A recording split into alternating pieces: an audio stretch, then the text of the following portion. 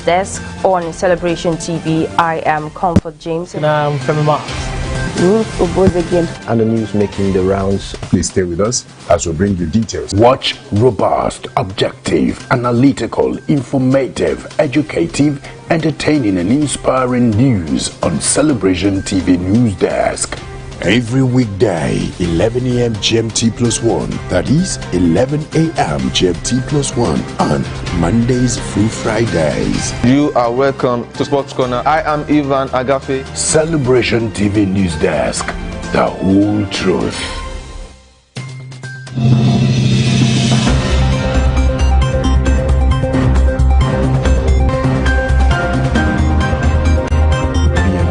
To 15.7 trillion naira at the end of December 2019. Senior Democrats have responded by accusing him of committing a gross offense. The All Progressives Congress has vowed to punish the Ogun State Governor Ibikunle Amosu.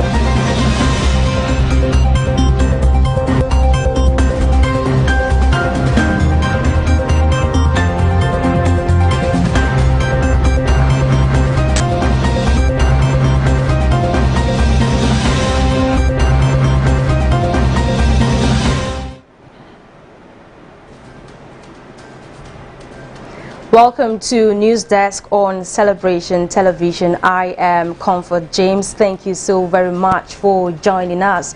Quickly, a look at the news making the rounds for today. The federal government of Nigeria says church service must not exceed an hour. Primary and secondary schools reopen in Cameroon. Labour urges Prime Minister to stop winging it over easing restrictions. Senate and NNPC clash over $21 crude oil production cost. Leon signed Toko Ekambi on permanent deal.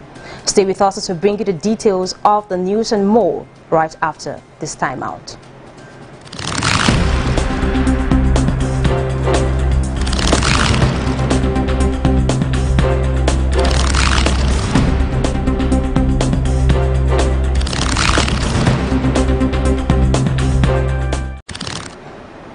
Welcome back, and now the news in details.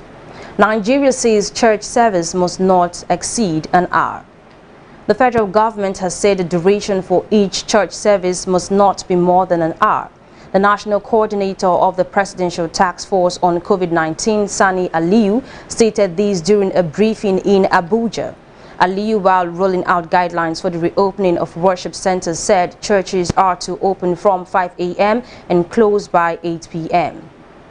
For churches, each service should be for a maximum of an hour with an interval of 30 minutes in between services to allow time for disinfection.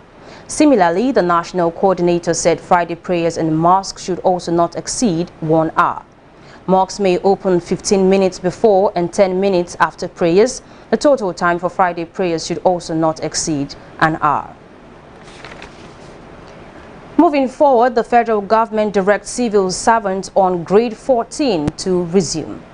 The federal government has directed officers on grade level 14 and above, including those on essential services, to resume work on daily basis with immediate effect. The head of the Civil Service of the Federation, Dr. Folashade Yemieson, made this known in a statement signed by the Director of Information, Mrs. Olawumi Ogumosole, in Abuja. To this effect, concerned officers are hereby directed to report to work daily, Monday through Friday from 9 a.m. to 2 p.m. The officers are to ensure full compliance with the directives and advice on prevention of COVID-19 pandemic. These measures include maintenance of physical distancing, regular washing and sanitizing of hands, and wearing of face masks. Yemieson also advised head of ministries, departments and agencies to limit the number of visitors they receive to the barest minimum and ensure that the visitors complied with safety and health advice or directives. She also advised permanent secretaries and chief executive officers to abide by the guidelines and advice on preventive measures contained in earlier circulars.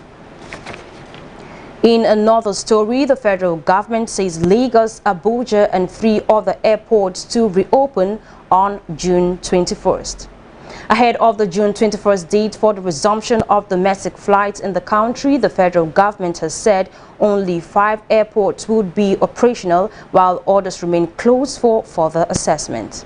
This was contained in a circular to airlines signed by the Director General of the Nigerian Civil Aviation Authority, Captain Musa Nuhu. In the circular, the regulator stressed that the country's airspace is still closed to international flights, while domestic flights could start from June 21st as announced by the Presidential Task Force on COVID-19. The gradual start of domestic flight operations will commence on June 21st with Nnamdi Azikiwe International Airport, Abuja, Murtala Mohammed International Airport, Lagos, Malam Aminu Kano International Airport, Kano, Omagwa International Airport, Port Harcourt, and Sam Mbakwe Airport, Owerri. The country's airports and airspace were shut in March by President Muhammadu Buhari as part of efforts to contain the COVID-19 pandemic. However, commercial flight operations, both local and international, had stopped forthwith, but the president's directive allowed the operation of essential flights, including those for medical and evacuation purposes, amongst others.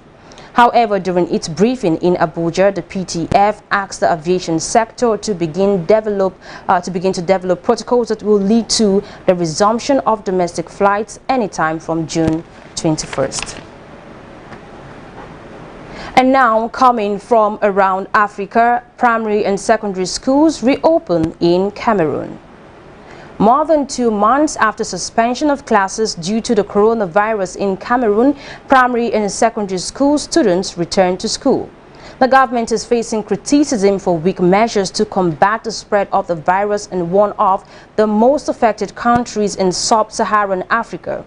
With masks on, students return to school in the capital Yaoundé. Sanitary kits have been made available. One of the head teachers in a school in the nation's capital said they gave masks to all students at the entrance of the school. Each teacher also received a mask. Sanitizers were as well distributed to students and teachers of the schools. For some parents, the reopening of school was far too quick considering the scale of the outbreak. Many citizens have continued to criticize the reopening of schools in the nation considering the evolution of the pandemic and thought it would be better to take a little time to let students resume classes. Coronavirus cases are still on the rise in Cameroon with more than 6,100 infections and 197 fatalities. Government action taken almost 2 weeks after the first case was detected on March 5th was considered late compared to many other African countries. Bars, nightclubs and restaurants, however, have been allowed to reopen at the end of April. And still from around Africa, teachers in Mali strike over COVID-19 fears as schools reopen. Teachers in the West African state of Mali went on strike the first day schools reopened after being closed for 2 months over fears of inadequate protection against coronavirus. Details of the number of students affected were unavailable, but 7 teachers' unions are striking, officials said, in a move that will hit public, primary and secondary schools as well as teachers' training colleges. The government shut schools to curb coronavirus in late March. These reopened, but only for final year students who are facing exams. Sambao Diadi Fofana, the General Secretary of Mali's National Union of Secondary School Teachers, said that the strike was triggered by a lack of measures taken in schools to protect everyone. Authorities have recorded 1,351 coronavirus cases in the country to date, with 78 fatalities. Mali's Education Ministry did not immediately respond about the number of students and teachers who returned to school. In a meeting with education organizations, Mali's Education Minister Mahamadou Famanta promised that face masks and hand-washing kits would be made available in schools. Right now, we would be taking a very brief break, but when we return, we shall be looking at other updates from the United Kingdom. Stay with us. Welcome to News Desk on Celebration TV. I am Comfort James. And I'm Femi Marks.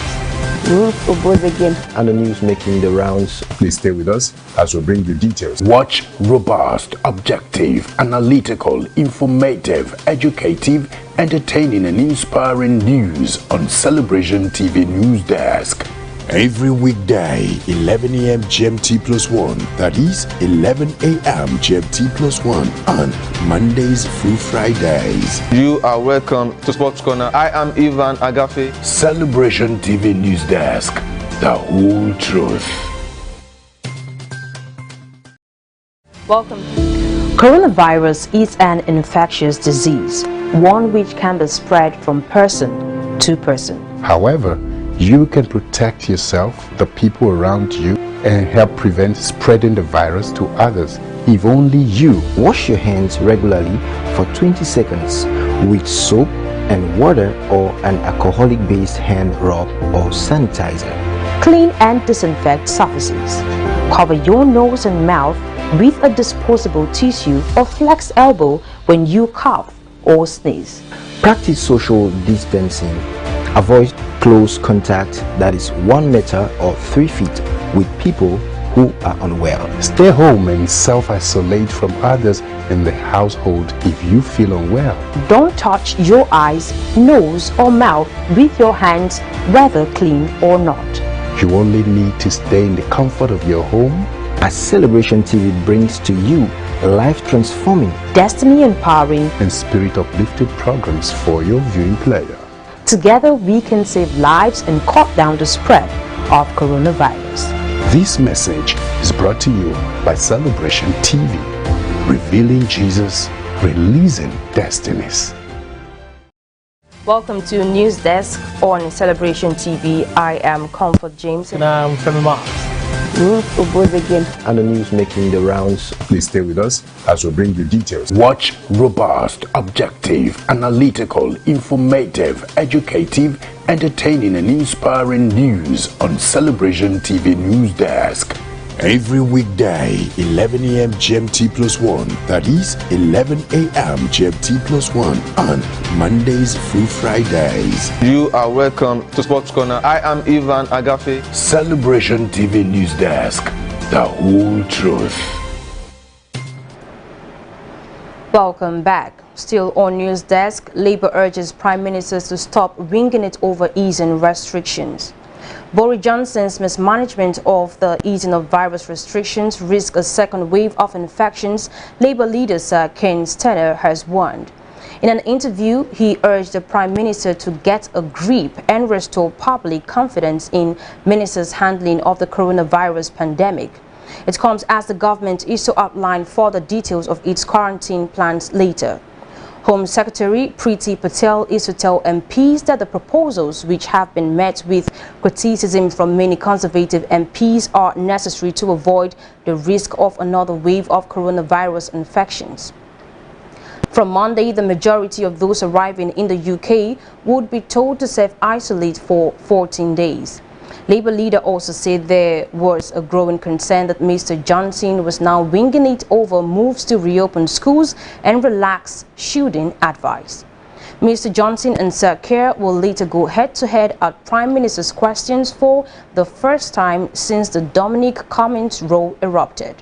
Health Secretary Matt Hancock has suggested that the United Kingdom is beginning to win the battle against the virus, which has now claimed the lives of nearly 40,000 people, according to the government's daily case figures. The changes came despite the fact that the COVID-19 alert level has yet to be officially lowered from 4 to 3. And more updates from the United States of America. More large protests in U.S., but violence falls. Tens of thousands of people have demonstrated mainly peacefully across the United States for an 8th night following the death of African-American George Floyd in police custody. One of the biggest protests, joined by Floyd's relatives, took place in his hometown of Houston, Texas. Many defied curfews in several cities imposed after violence and looting in some districts. In central Washington, D.C., police fired tear gas late into the night. The military were again on the streets of the Capitol and helicopters hovered above protesters marching towards the White House. The Floyd case has reignited deep-seated anger over police killings of Black Americans and racism. Demonstrators have taken to the streets not only to express their outrage at the treatment of Mr. Floyd, but to condemn police brutality against Black Americans more widely. Traffic was blocked in New York's Manhattan district as protesters ignored a nighttime curfew which had been extended for a week. In Houston, where Floyd is due to be buried, Mayor Sylvester Turner told the crowds people should know that he did not die in vain. Big rallies were also held in Los Angeles, Philadelphia, Atlanta, and Seattle. Minneapolis, where the 46-year-old Floyd died, was reported to be relatively calm. And now to business news. Senate, NNPC clash over $21 crude oil production cost. The Senate Committee on Finance rejected the revenue targets projected for the various revenue-generating agencies in the country to fund the revised 2020 budget, describing their proposed sums as grossly inadequate. Members of the Senate panel also condemned in strong terms the explanation by the Nigerian National Petroleum Corporation that it spends $21 to produce a barrel of oil. They spoke when the heads of the various revenue-generating agencies, including the Federal Inland Revenue Service, the NNPC, and the Nigerian Customs Service, led by the Finance Minister Zainab Ahmed, appeared before the Senate panel to defend their proposals in the revised budget. Trouble started when the Chief Operating Officer of NNPC Upstream, Mr. Yemi Adetunji, told the panel that the agency reduced the production cost per barrel of crude oil from $25 proposed in the approved 2020 budget to $21 in the revised budget, in line with the current realities. The chairman of the Senate panel, Senator Solomon Adeola, had asked the NNPC to explain why it was proposing $21 as production cost per barrel of crude when the new oil benchmark proposed in the revised budget was $25 per barrel. In his response, Adetunji told the panel that security challenges in the Niger Delta region, oil theft, vandalism, and the huge administrative costs were responsible for the high cost of oil production in the country. And still on business, government invites investors to bid for 57 oil fields. The federal government, through the Department of Petroleum Resources, has put on offer 57 marginal fields for licensing as part of efforts to develop oil and gas discoveries that had been left unattended to for many years. The DPR disclosed this while announcing the commencement of the 2020 marginal field bid round. According to the agency, a marginal field is any field that has been discovered and has been left unattended for a period of not less than 10 years from the date of first discovery, or such field as the President may from time to time identify as a marginal field. It said the exercise, which would be conducted electronically, would include expression of interest, registration, pre-qualification, technical and commercial bid submission, and bid evaluation. The new licensing round is the first marginal field round since 2003.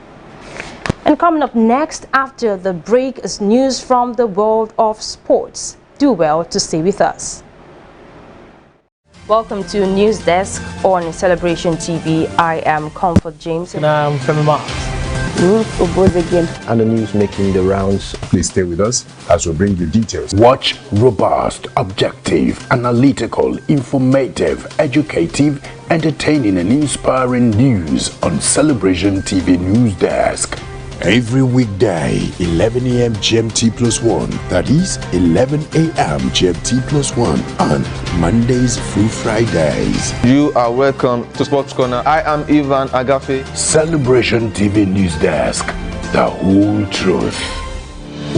Coronavirus is an infectious disease, one which can be spread from person to person. However, you can protect yourself, the people around you, and help prevent spreading the virus to others. If only you wash your hands regularly for 20 seconds with soap and water or an alcoholic-based hand rub or sanitizer. Clean and disinfect surfaces. Cover your nose and mouth with a disposable tissue or flex elbow when you cough or sneeze. Practice social distancing. Avoid close contact, that is 1 meter or 3 feet, with people who are unwell. stay home and self-isolate from others in the household if you feel unwell. Don't touch your eyes, nose or mouth with your hands, whether clean or not. You only need to stay in the comfort of your home. As Celebration TV brings to you life-transforming, Destiny empowering. And spirit-uplifted programs for your viewing pleasure. Together we can save lives and cut down the spread of coronavirus. This message is brought to you by Celebration TV, revealing Jesus, releasing destinies. Welcome to News Desk on Celebration TV. I am Comfort James. And I'm Femi Marks. and the news making the rounds. Please stay with us as we bring you details. Watch robust, objective, analytical, informative, educative, entertaining and inspiring news on Celebration TV News Desk. Every weekday, 11 a.m. GMT+1, that is 11 a.m. GMT+1 on Mondays through Fridays. You are welcome to Sports Corner. I am Ivan Agafe. Celebration TV News Desk, the whole truth. Welcome back. And it's sports news now. Lyon signed Toko Ekambi on permanent deal. Lyon have signed Cameroon international Kyle Toko Ekambi on a permanent 4-year contract from Villarreal, the French League One outfit announced. The 27-year-old joined Lyon in January on a loan deal with an option to buy for 11.5 million euros, which Lyon have taken. Toko Ekambi, who has scored 3 goals in 30 international appearances, netted twice in 12 games during his loan stint at Groupama Stadium. He scored 24 times in 62 matches over 1.5 seasons with Villarreal, having impressed with 17 goals in the 2017-2018 League One season while at Angers. In another sports news, Janet Rohr says he will make Nigeria African champions again.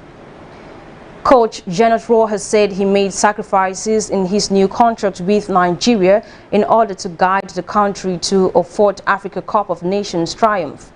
Rohr has extended his stay in Nigeria till 2022 after he agreed to a pay cut in the local currency and reside in the country. Officials said the German-born coach will earn $49,000 a month instead of $55,000 stipulated in his previous contract, and he will live in Nigeria for at least 10 months a year. His team topped their qualifying group for the 2021 Nations Cup slated for Cameroon with 6 points after winning their first 2 games against second-place Benin and Lesotho, who are 3rd. Sierra Leone are the other team in the group and are bottom on a point. The top 2 teams in the group will advance to the final tournament. In his 4 years in charge of the Super Eagles, Rohr has faced criticism for overlooking players based in Nigeria for those in Europe. His employers has, however, ordered him to now pick players from the domestic league, but Rohr has insisted that only the best will make his squad. And that's the size of the news for today from Celebration Television News Desk. But just in case you missed out, here is a recap of the headlines. The federal government of Nigeria says church service must not exceed an hour. Primary and secondary schools reopen in Cameroon. Labour urges Prime Minister to stop winging it over easing restrictions. Senate, NNPC clash over $21 crude oil production cost. Lyon signed Toko Ekambi on permanent deal. And now to the photo of the day. Never regret being a good person to the wrong people.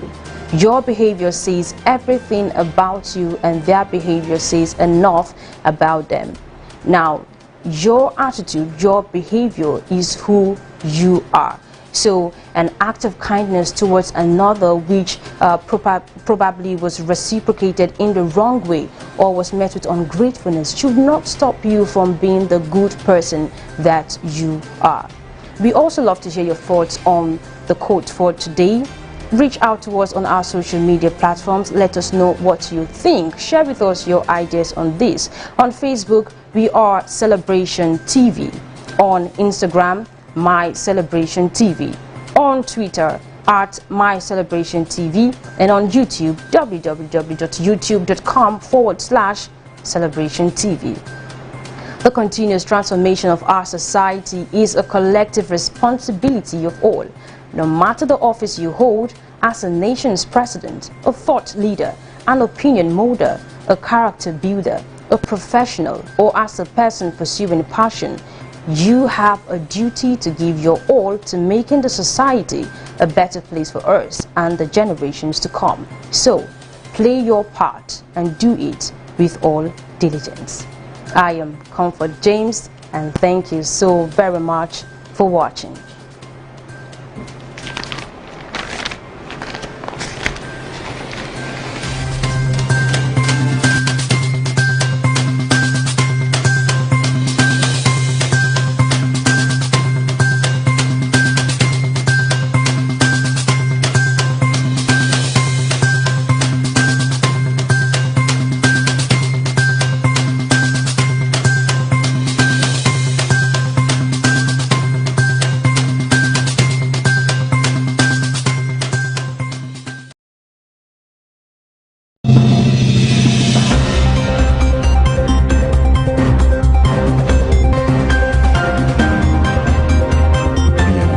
To 15.7 trillion naira at the end of December 2018. Senior Democrats have responded by accusing him of committing a gross offence. The All Progressives Congress has vowed to punish the Ogun State Governor, Ibikunle Amosu.